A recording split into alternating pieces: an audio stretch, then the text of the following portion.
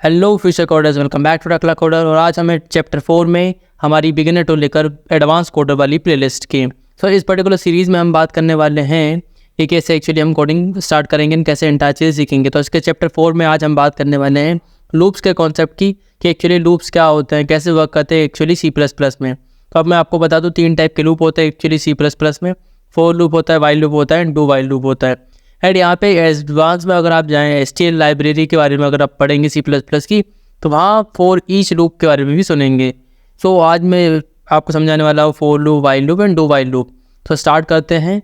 सबसे पहले हमें आ जाना है गूगल पर एंड सर्च करना है GFG प्रैक्टिस। उसके बाद में जो फर्स्ट लिंक आ रही है हमारे पास में, उसको कर देना है क्लिक। देन उसको क्लिक करने के बाद हमारे पास प्रैक्टिस पेज ओपन हो जाएगा। देन सर्च वाले ऑप्शन पर जाना है, हमको सर्च करना है प्रिंट टेबल। सिंपल सा मैंने लिख दिया प्रिंट टेबल। तो यहाँ पे हमारे पास मल्टीप्लिकेशन टेबल प्रिंट करने का जो सेकंड वाला प्रॉब्लम दिख रहा है, उस पर क्लिक करना है। देन हमारी प्रॉब्लम आज की ओपन हो जाएगी।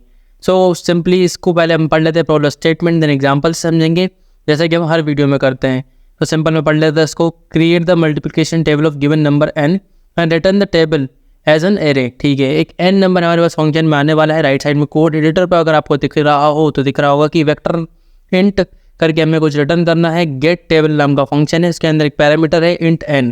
ठीक है, यहाँ पे पहले एग्जांपल देख लेते हैं। 9 आया है, 9 की कंप्लीट टेबल यहाँ पे हमने रिटर्न कर दिया, तो उसका आउटपुट में दिखा रहा है हमको। सेकंड एग्जांपल में देखेंगे 2 आया है, 2 की कंप्लीट टेबल हमने रिटर्न कर दी है। ठीक है, योर टास्क पढ़ लेते हैं। You don't need to read input और your task to complete the function get table which takes an integer n as a parameter and return the list of integers denoting the multiplication table of n from 1 to 10। ठीक है, जैसे कोई भी number है उसकी particular table को हम एक वेक्टर के अंदर पुश करके उसको रिटर्न करना है। ठीक है, okay. Expected time complexity order 1 and expected actually space order 1।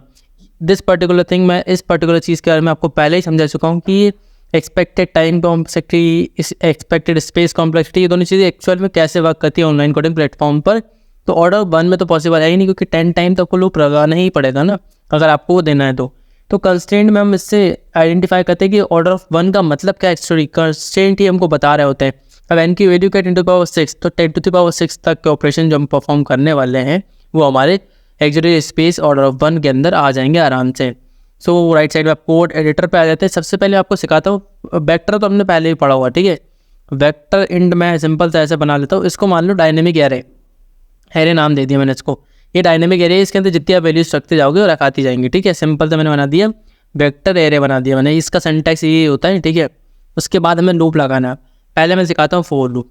For loop ऐसे लिखना है, उसके साथ में पैरेंथेसिस लगाना है। यहाँ पे होता है कि इंट i = 0, मतलब लूप कहाँ से स्टार्ट करना है। तो हमें अगर टेबल बनाना है तो 1 से स्टार्ट करना। पहले 1 का मल्टीप्लाई करेंगे, 2 का मल्टीप्लाई करेंगे, कहाँ तक जाना है हमको 10 तक जाना है। तो हमारा i कहाँ तक जाएगा, i <= 10 कर लेते हैं, या फिर i <= 11 भी कर लीजिए। ठीक है, और i को हर बार एक बार इंक्रीज़ करना है। तो ये इसका पूरा सिंटैक्स हो गया। ठीक है, फिर ये कर्ली ब्रैकेट लगा ली कि इसके अंदर हमें काम क्या करना है, 10 टाइम काम क्या करना है। सिंपल काम करना है, array.push_back। ये फंक्शन होता है, जिससे क्या होता है, एरे के अंदर वैल्यूज अंदर डालते हैं। अब इसके अंदर वैल्यू क्या लेनी है हमको, सिंपल वैल्यू लेनी है n × i। इससे क्या होगा, हमारी जो पूरा प्रोग्राम होगा वो क्रिएट होगा। एंड हमारा जो एक एरे बना है हमने वेक्टर, उसके बाद एक लूप लगाया। उसमें पहली चीज़ क्या देते हैं हम लूप के अंदर, उसमें देते हैं कि कहाँ से हमको लूप स्टार्ट करना है। सेमीकोलन लगा के कहाँ तक लेके जाना है, जब तक हमारा i 11 से छोटा है, मतलब 10 तक जा सकता है। और उसके बाद में i को कितने से इंक्रीज़ करना है, कितने से बढ़ाना है, हर बार 1 से बढ़ेगा। ठीक है, तो ये हो गया इनिशियलाइज हो गया, ये कंडीशन हो गई, और ये क्या हो गया, इंक्रीमेंट डिक्रीमेंट हो जाता। तो यहाँ तक हम समझ चुके हैं। अंदर आके हमने क्या किया, एरे के अंदर पुश बैक कर लिया n × i। अब n × i कैसे करेंगे, जैसे i पहला 1 है, n मान लेते हैं 2 है, 2 × 1 2 पुश हो जाएगा, 2 × 2 4 पुश हो जाएगा, ऐसे करके सारा पुश हो जाएगा। अब यहाँ पे आके सिंपली मैं रिटर्न कर देता हूँ। क्या रिटर्न कर देता हूँ, मेरा जो हमारा एरे हम क्रिएट कर रहे हैं। अब इसे कंपाइल करके चेक कर लेते हैं कि ये कोड हमारा रन कर रहा है या नहीं। सो यहाँ पे क्या दिया हुआ है, ठीक है, कंपाइल कर लिया मैंने। सो देखो यहाँ पे पहले हम जो सैम्पल टेस्ट केस रन करा रहे थे 9 के लिए, वो सक्सेसफुली रन हो गया है। सबमिट करके चेक कर लेते हैं कि ये पर्टिकुलर कोड सबमिट हो रहा है या नहीं, मतलब सारे टेस्ट केसेस पे रन हो रहे हैं या नहीं, जो इसमें टोटल लगे हुए हैं। तो ये कंपाइल हो रहा है, लेट्स चेक कि ये सबमिट होता है या नहीं। Ready for queuing, okay. 300 test case total लगे हुए हैं इस पर, और 200 ये पास कर चुका है। एंड ये चेक हो रहा है यहाँ पे, और सारे टेस्ट केसेस पे सक्सेसफुली पास हो चुका है। अब ये बात कर लें फॉर लूप कैसे लगाना है वो। अब मैं इसी लूप को चेंज कर देता हूँ किस में, हमारे वाइल लूप में। वाइल लूप के लिए क्या होता है कि वाइल सिंपल लगाया मैंने, और आई अब हमको यहाँ पे बना नहीं सकते इसके अंदर, तो हम क्या करेंगे, एक बाहर आई बना लेते हैं। इंट आई इक्वल क्या करना है आपको, स्टार्टिंग का से करनी थी हमें, स्टार्टिंग तो 1 से करनी है, ठीक है। अब यहाँ पे मैं पोस्ट इंक्रीमेंट प्री इंक्रीमेंट वाला कॉन्सेप्ट यूज़ कर रहा हूँ, तो मैंने आई प्लस प्लस लिखा एंड मैंने लिख दिया लेस देन 11, ठीक है। लेस देन 10 लिख देते हैं हम, ठीक है। इससे क्या होगा कि आई पहले क्या करेगा, कंपेयर करेगा आई प्लस प्लस से, मतलब आई अगर 1 है तो कंपेयर करेगा 10 से छोटा है क्या, ऐसा करके कंपेयर करेगा, देन अंदर आ जाएगा। अब इसको कंपाइल करके चेक कर लेते हैं कि ये पर्टिकुलर चीज़ काम कर रही है या नहीं। अब जनरली क्या होता है कि जैसे मैंने आई प्लस प्लस लिख दिया, लोग क्या करते हैं इसको अंदर अब इंक्रीमेंट डिक्रीमेंट करते हैं। एक्चुअली यहाँ पे कोई प्रॉब्लम हो गई है, ओके। तो मैंने क्या किया, आई प्लस प्लस यहाँ पर लगा दिया, तो मैं क्या करूँगा, इसको पहले 0 से इनिशियलाइज करके चेक कर लेता हूँ कि आप सही से काम कर रहा है या नहीं, ठीक है। लेट्स चेक, क्योंकि क्या हुआ कि 1 पे आया फिर उसको इंक्रीमेंट कर दिया इसलिए प्रॉब्लम आया, ठीक है।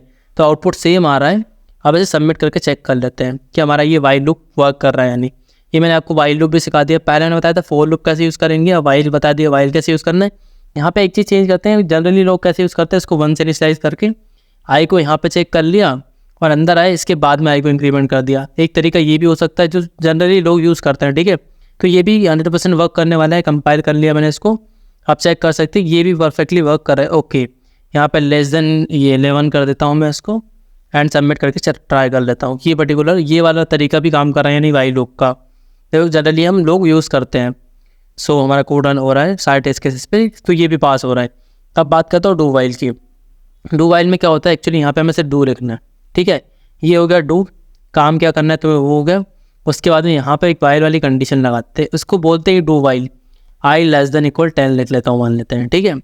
आई लेस देन इक्वल 10, आई लेस देन 10 लिख लेता हूँ, क्योंकि जब इक्वल हो जाएगा प्लस प्लस ओके तब भी रन करना चाहिए, ठीक है। यहाँ पे सेमीकोलन लगा के अब इसको चेक कर लेते हैं एक बार कंपाइल रन करके, ये डू वाइल लूप काम कर रहा है या नहीं।